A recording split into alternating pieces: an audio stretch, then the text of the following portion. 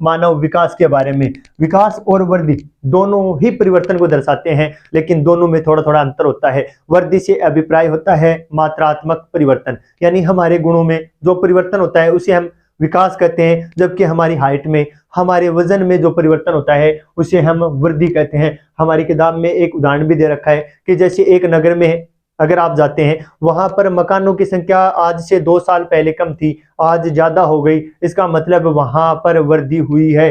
और उसमें लाइट पानी की व्यवस्था है वो अच्छी नहीं हुई, पहले जैसी ही है, तो हम कहेंगे वृद्धि तो हुई है लेकिन विकास नहीं हुआ है। यानी वृद्धि से अभिप्राय होता है मात्रात्मक परिवर्तन, जो धनात्मक भी हो सकता है और ऋणात्मक भी हो सकता है, लेकिन विकास से अभिप्राय है गुणात्मक परिवर्तन। यानी हमारे गुणों में जो परिवर्तन होता है उसे हम विकास कहते हैं, जबकि हमारे वजन में, हमारी हाइट में जो परिवर्तन होता है उसे हम वृद्धि कहते हैं। विकास तभी संभव होता है जब वर्तमान दशाओं में वृद्धि होती है, यानी जब तक वृद्धि नहीं होगी तब तक विकास भी नहीं होगा। मानव विकास की अवधारणा डॉक्टर महबूब उल हक ने दी थी, और उन्होंने कहा था कि विकास वह है जो मानव के विकल्प में वृद्धि करे, यानी जो मानव के सामने विकल्प बहुत ज्यादा मौजूद होना, तब ऐसा समझा जाए कि उसका विकास हुआ है। अगर उसके सामने विकल्प ही नहीं है, इसका मतलब है कि उसका विकास नहीं हुआ है। अगर उसका विकास हुआ है, इसका मतलब उसके सामने बहुत ज्यादा विकल्प मौजूद होते हैं। यह डॉक्टर महबूब उल हक ने कहा था कि विकास तभी होता है जब मानव के सामने विकल्प बहुत ज्यादा मौजूद होते हैं, तभी संभव है जब विकल्प होते हैं। मानव विकास के 4 स्तंभ होते हैं। मानव विकास के स्तंभ होते हैं 4। मानव विकास के 4 स्तंभ होते हैं। पहला स्तंभ है क्षमता, दूसरा है सतत पोषणीयता,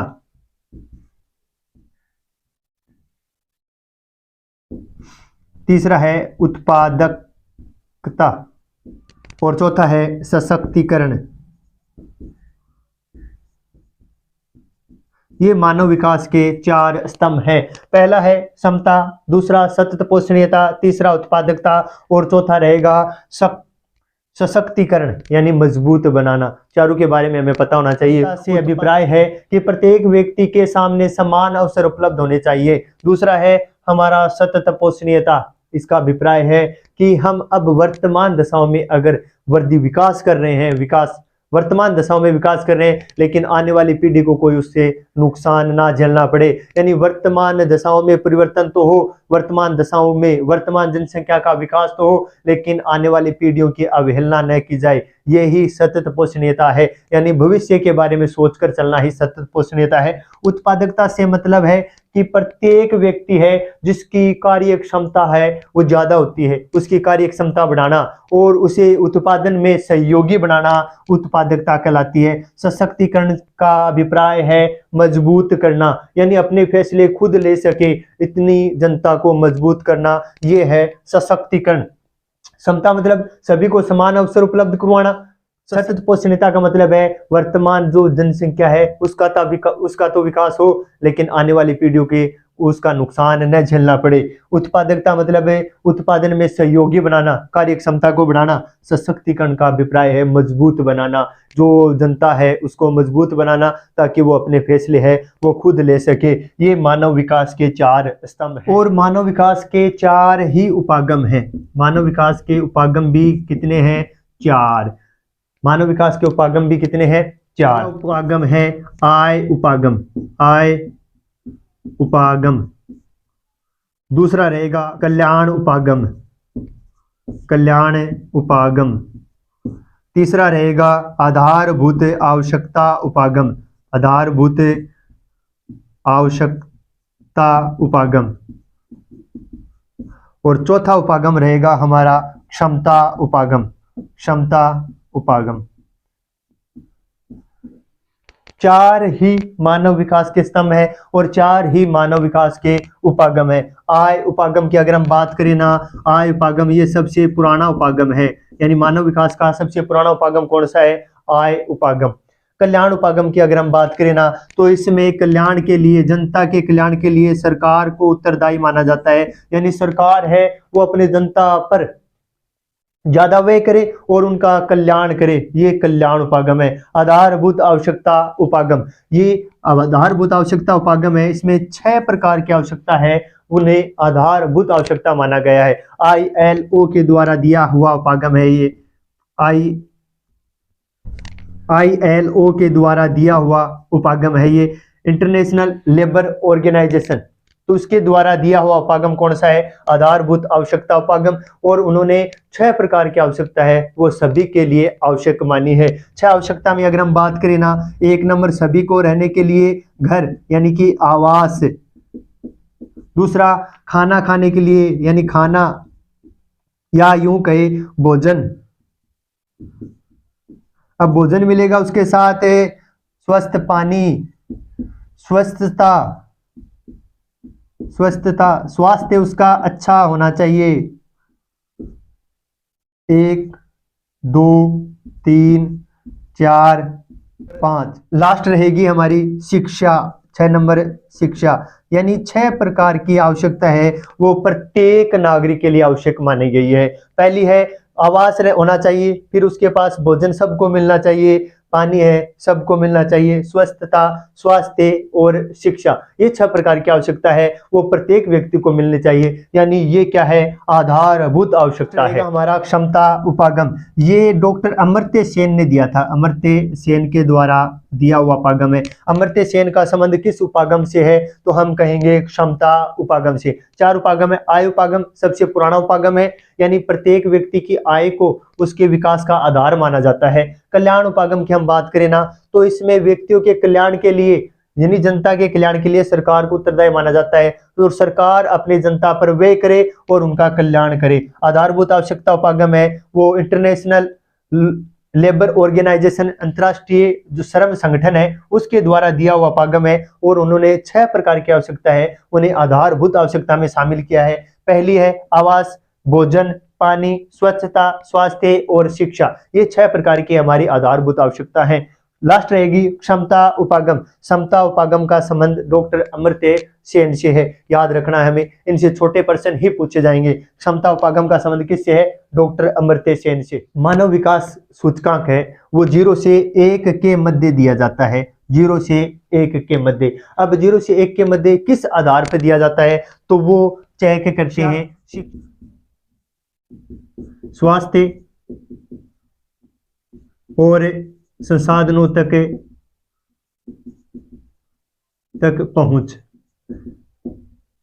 यानी प्रत्येक देश को इन 3 के आधार पर अंक प्रदान किया जाता है। उस देश में शिक्षा कैसी है, वहां पर स्वास्थ्य व्यवस्था कैसी है, और वहां के लोगों की संसाधनों तक पहुंच कैसी है, इसके आधार पर ये सूचकांक दिया जाता है। हमें पता है मानव विकास सूचकांक 1990 से UNDP, ये संयुक्त राष्ट्र विकास कार्यक्रम UNDP के द्वारा जारी किया जाता है। 1990 से मानव विकास सूचकांक है वो 1990 से जारी किया जा रहा है, और पहली बार 1990 में प्रकाशित किया गया था। उस समय से लेकर आज तक मानव विकास सूचकांक है वो UNDP ही जारी करती है, और वो प्रत्येक देश को 0 से 1 के मध्य स्कोर देती है, और उसी के आधार पर उसे उस श्रेणी में रखा जाता है। मानव विकास की 4 श्रेणी है, निम्न है, मध्यम है, उच्च है और अति उच्च। ऐसे याद रखना। निम्न सूचकांक वाले देश, मध्यम, उच्च और अति उच्च सूचकांक वाले देश। निम्न श्रेणी में वे देश आएंगे जिनका स्कोर 0.549 से कम है, यानी वे देश जिनका स्कोर 0.549 से कम है वे देश आएंगे निम्न श्रेणी में, और वे देश जिनका स्कोर 0.550 से लेकर 700 तक 0.700 तक है, वे देश आएंगे 0.700 तक है, वे देश आएंगे मध्यम श्रेणी में, और जिन देशों का स्कोर 0.701 से लेकर 0.799 तक है वे देश आएंगे उच्च में, और जिन देशों का स्कोर 0.800 से ऊपर है वे देश आएंगे अति उच्च में। याद रखना है 549, 700, 799 और 800 ऐसे याद रख लेंगे। 0 पहले लगाना है हमें सब पे, ठीक है ना। ऐसे क्रम से याद रखेंगे ना तो याद रह जाएगा। निम्न 549 तक, फिर 700 तक आएंगे उच्च, अति उच्च 700 तक आएंगे मध्यम, फिर उच्च आएंगे 700 से 701 से 799 तक, और फिर 800 के ऊपर रहेगा ना वो देश जिसका स्कोर 0.800 से ऊपर है वो अति उच्च में शामिल हो जाएगा। तो याद रखना है 0.549, फिर हमें याद रखना है 0.700, फिर याद रखना है 0.799, फिर याद रखना है 0.800। ये ऐसे याद रखेंगे, यानी 700 तक किसमें आएगा, निम्न में। फिर इसके आगे वाली संख्या इस तरफ लिख देंगे, 0.500 से 700 तक कहां पे चले जाएंगे, मध्यम में। फिर इसके आगे वाली संख्या 0.701 से 0.799 तक किसमें आएगी, उच्च में। और अति उच्च में वे आएंगे जिनका स्कोर 0.800 से ऊपर है, 0.800 से ऊपर है। अब देखेंगे इनमें देश कितने कितने शामिल हैं, वैसे ही क्रम से चलना है। निम्न, मध्यम, उच्च, अति उच्च।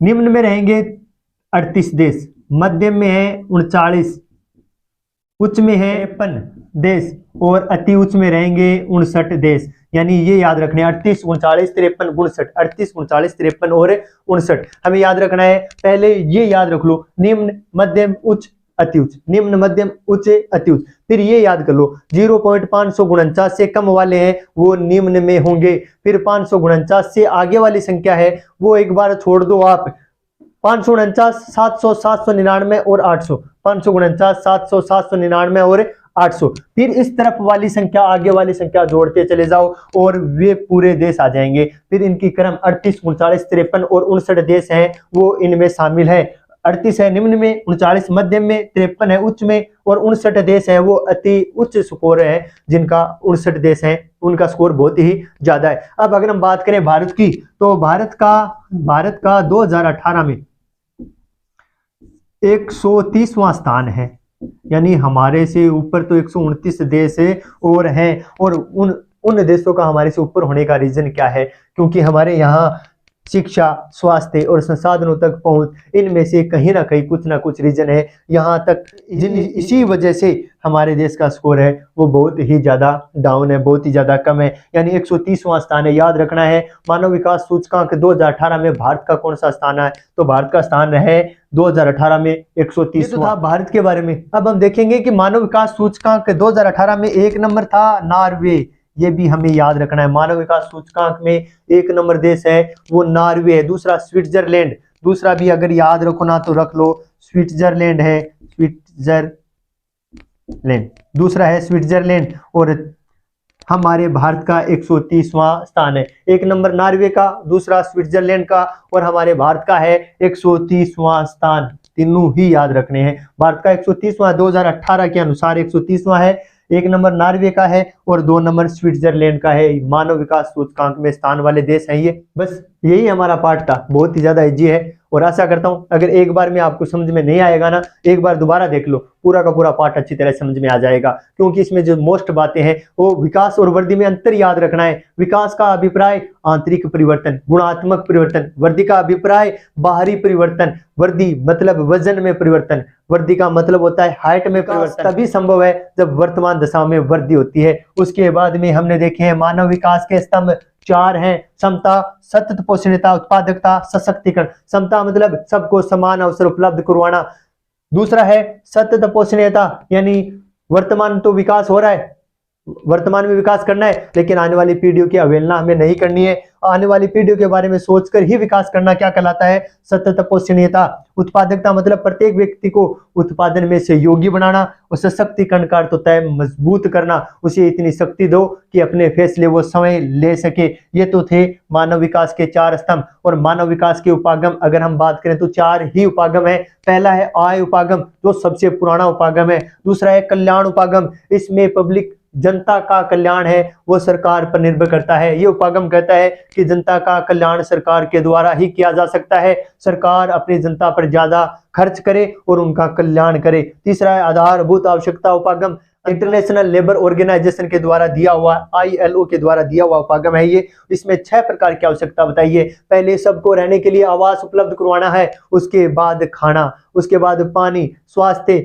शिक्षा, चिकित्सा, ये सब व्यवस्था है वो उपलब्ध। 6 प्रकार की आवश्यकता है वो आधारभूत आवश्यकता है। लास्ट रहेगा क्षमता उपागम, जिनका संबंध अमर्त्य सेन से है। अमर्त्य सेन हमारे भारत के थे और इन्होंने ये उपागम दिया था, क्षमता उपागम। फिर हम बात करें जो मानव विकास सूचकांक श्रेणी है उनके बारे में, तो सबसे कम, निम्न, मध्यम, उच्च, अति उच्च। 549 से पहले निम्न में होंगे, फिर 550 से 700 तक उच्च मध्यम में होंगे, 701 से 799 तक उच्च में होंगे, और 800 से प्लस वाले हैं वो अति उच्च में हो जाएंगे। और जीरो सबसे पहले ऐड करते हुए चलना है, जीरो सबसे पहले लगाते हुए चलना है। ये पार्ट है वो बहुत ही ज्यादा इजी है। भारत के बारे में भी हमें याद रखना है। भारत का स्थान 2018 में 130वां था। पहला स्थान नॉर्वे का, दूसरा स्विट्जरलैंड का है। बस इतना ही ये पार्ट है। मानव विकास सूचकांक कौन जारी करता है? UNDP। कब से जारी कर रहा है? 1990 से जारी कर रहा है। कौन जारी करता है? UNDP। कब से जारी कर रहा है? 1990 से। और ये जो स्कोर देता है वो 0 से 1 के मध्य देता है। आशा करता हूं पूरा का पूरा पाठ आपको अच्छी तरह समझ में आ गया होगा।